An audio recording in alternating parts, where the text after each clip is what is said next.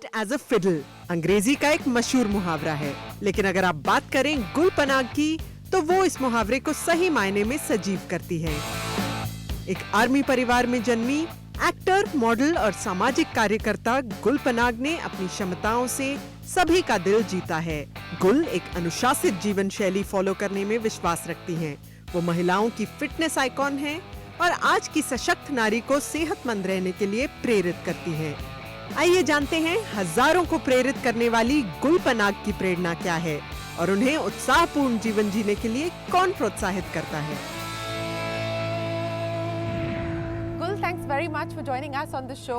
You know, in my introduction, I just said that there are days, especially when you're having a bad day, that you seem annoyingly perfect. Okay, like there's every single accomplishment you can like check boxes off any checklist. How do you manage to get all of this packed into a day? I'm a planner and I make plans and I constantly reevaluate them. And I remain really committed to my goals, but I remain flexible in my approach. So my goals could be, I need to do this, this, this, this. Every day is a day which is stacked with goals. Yeah. So a meeting is a goal because getting out of the house, a little baby is a goal. Huh. So I plan my day really well. I remain quite committed to the 4 or 5 things that I have to do today. But I'm fairly flexible. If something goes wrong, I leave adequate room for maneuver. But what is it that drives you today? You know, and as I pointed out, you know, you fly. You have your own sort of business ventures. You've dabbled in a bunch of startups. You're now a new mother. You're an avid biker. You do car and bike shows. I mean, you know, what is it that drives you today? And what is it that you occupies? I mean, I can understand time management, but from, you know, something that occupies your bandwidth, what is that about today? I'm aware of some of my strengths, and I try and maximize my potential. And I grab every opportunity that comes my way which fits into my potential chart, and I bridge that with a plan. Do you actually have like Excel sheets No, and it's all a in my vision head. board or any of that? It's in your head. It's all in my head, and to be honest, all of this happens when I exercise. So in the time that I'm exercising, or let's say I'm running, I will plan out my whole day. I'll plan out what I'm going to wear, down to the detail of how I'll, you know, which bag I'll carry or something like that. And then I run through the whole day with a school timetable, and I'm going to do this. And now I also have a degree of rigidity in my schedule because of my son. Yeah. I have to take him to the park at 9 a.m. and at 5:36 p.m. So during that time, I have to fix lots of things. I sort all of that out when I exercise. And was this something that you always did, or again, has this been something that you've come to embrace later in life? Acquired, Shireen. We both come from armed forces backgrounds. I do too, and my dad pushed me into committing myself to exercise when I was 15. I didn't enjoy the commitment, it was a forced commitment. He said, you have to go running, and I said, why? Because you have to, it's good for you. And already at that stage, I had developed this fallacy that only overweight people exercise. Yeah. And I said, I'm not fat, I'm not overweight, why do I need to exercise? But he said, you've got to do it. But what he did, Shireen, was he ran with me. So when I was 15, my father was 45. Yeah, which is not young. Yeah. But he would go running with me every single say day. that, 45 I mean, I know. It is, yes. Yes, because 40 is the new 30, I'm 40. So, you know, he'd go running with me. And there was no escape. And for 3 years, he did that every single day because he was on an assignment in Zambia. Yeah. And he had a structured life from a 9 to 5 role he was playing. He was setting up staff college for Zambia. And we, every day he'd come back in the evening and there was no way out for going for that run. I used to hate it, but it just became like a habit. It's like you inculcate a little child into brushing teeth. Yeah. They don't like it. Yeah. I know they don't like it because they throw the brush out. Huh. I'm experiencing that right now. Huh. But it becomes part of your life. And sooner or later, you begin to see its benefits. And it's been part of my life since I was 15, so that's 25 years now. And I've always noticed that right after I exercise, I'm positive, I'm objective, I can take on the world, and I feel that there's nothing I can't do. That feeling lasts for about an hour and a half, and I structure and schedule all the most important things of my day during in that that time. period. Yeah.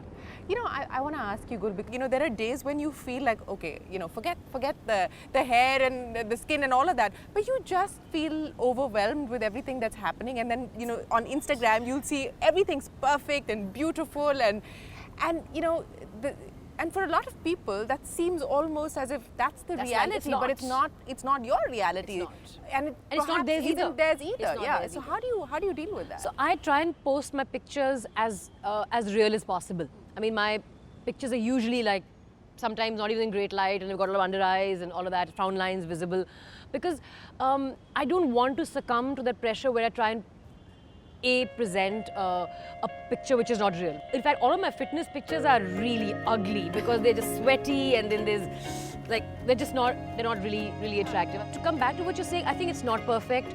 I think there's too much pressure to make it look really good and all fantastic. And I feel more people should just go out there, be themselves, because I think you should look for inspiration around you, finding real role models around you. I think your mind should be open enough where you get inspired by everyday people, and in turn, maybe to give back, you should do something that's also inspirational to people around you, and maybe choosing the path that's right over the path that's easy, not just in a larger philosophical sense, in day-to-day senses. I mean, just about small things like I could take the steps rather than take the elevator. I could carry my own bags as opposed to have somebody carry my bags for me, which is a routine thing that happens to people at airports. Because it's a terrible culture where somebody comes and grabs your bag and makes you feel important. What about all the other people and older people who actually need help? Just because you're a CEO or a minister or a celebrity, you get your bags carried. For me, that's an opportunity to burn some calories. I mean, I'm just saying that and also give an important message that you may be here to help me, but I'd rather you help somebody who needed the help. So I think the symbolism of doing the right thing can't be said enough, Shireen. And especially when you become a parent, you realize that the child is like a recorder that never stops. He's always watching. So it's my endeavor to be playing back what you do. It's my endeavor to only have him see the best of me till his personality is completely set. Till whatever he discovers, he's like, who's this crazy person that I've been living with? But the idea is you should be a role model for your child and for everybody around you. I agree, and that is the perfect note to take a break. We will continue our conversation with Gul. Lots of food for thought as we head to the La Piazza in the Hyatt Regency. Gul, food for thought, but let's talk about food actually. How big a part of your life is how you plan your meals, what you eat, what goes into the meals? Do you actively sort of make those choices, or are you lazy about it? I try and think about what I'm going to eat and also reflect on what I have eaten. So I keep on days when I feel I've been eating very wrong, I quickly go to keeping a food diary and suddenly realize, oh my God, I've eaten all this nonsense. Because one isn't even aware of, sometimes you're sitting and you just grab a whatever, bar of chocolate or biscuits or whatever. So I try and keep a food diary. So I'm hyper aware of what I eat. Okay. And once the awareness sets in, then it's like... But you count calories, etc.? No, I don't count calories. I just want to know what all I've eaten, so I'm accountable. Aise nahi ki some slyly I've eaten one chocolate and I'm going to pretend I didn't eat it. So, it's... So this food diary is an everyday thing? It's in my phone. Okay. It's when I've fallen off the wagon, when I've begun eating wrong, because, eating wrong isn't just about impacting the way I look and feel. It's about water retention and too much salt, too much sugar. Hello. But speaking of too much salt and sugar, we've got the chef here. Thank you very much Thank you for having us here. So what are you going to bring us today? We can do a couple of salads if you would like. Healthy stuff. Fresh leaves come from the farm. Sounds good. It's summer. Sauté vegetables if you would like. Sounds very good, chef. Okay, no problem. So Thank see you you so in a couple of minutes. Thank you. Cheers. Very welcome. Yeah, so okay, that's something that I could consider. I track it simply because of accountability. Otherwise, you lose track of what you've eaten, and not just, sometimes you eat food that kind of doesn't go well with you, and you're like, what is that? Oh, it's because I ate this. So if you can't recall the last 2 days of what you've eaten, then you're not eating with awareness. So I try and make sure that I'm aware of my eating.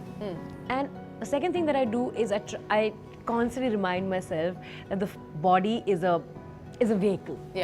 And it has a fixed fuel capacity. And that's linked to how much the body moves to some extent, but even then the capacity is fixed. So I try and remind myself that food is meant to be fuel and nutrition and not entertainment and enjoyment.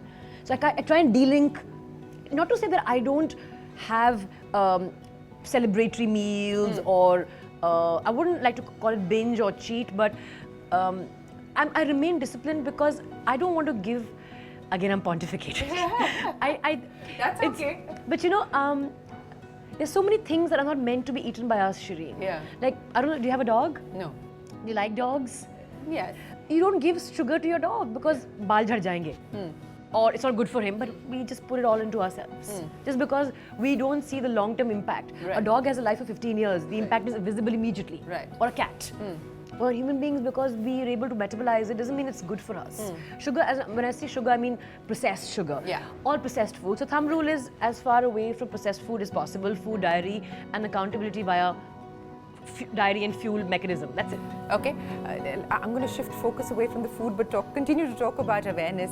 And I want to talk about the 2014 Lok Sabha elections and that experience for you. And is it something that you've given up on? Is it something that you would consider going back to? Was it just a one-off? I mean, what was that about? Sort of chronicling my journey. To answer the first question, I thoroughly enjoyed it and I would go back and do it again with the same outcome. Which means that you know that you would not make it.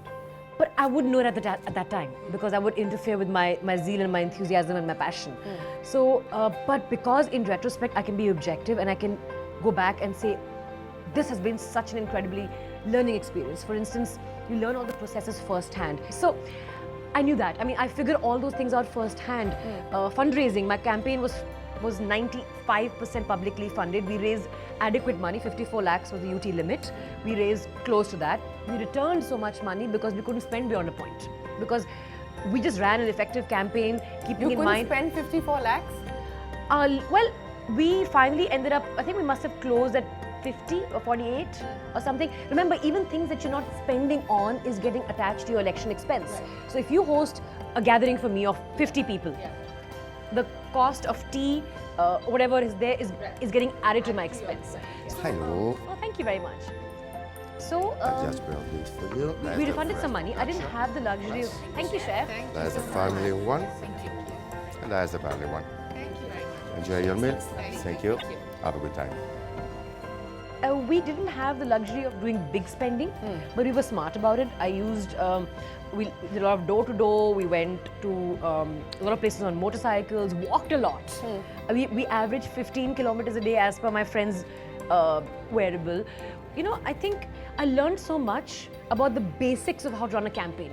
And I also learned that you can run a clean campaign that's also effective, while it's also positive. Lots of things on the checklist that you still want to be able to accomplish and still want to be able to do. Give me the top 3 or the top 5. So I do want to climb Everest. And my husband's like, you know, just let your son be a little older because the rate of fatalities coming down from the summit are pretty high. So it's a pretty... Why do you want to do it? I just think it's something that I read about and I feel I should do. It's like, I want to do it because it's possible. And there's no reason why I shouldn't be able to do it given the access to resources that I have. 2 is I want to drive or ride the Silk Route because I read so much about it and I'm a bit of a history buff. 3 would be to learn how to play an instrument before my son. So I can be a role model and say, look, I can play the piano. So I'm hoping that I'll hopefully learn the basics of the piano. Okay. By the time he's cognizant and watches his mom, it just sounds so romantic. I wake up in the morning and play the piano. Okay, of the 3 that you have just noted, I think I can probably only grasp learning an instrument. Like the other 2 are, I'm not even going to attempt thinking about it, let alone do anything about that. Are you the hard taskmaster around friends and family? Are you the one who's whipping everybody into shape and getting them to like do stuff and...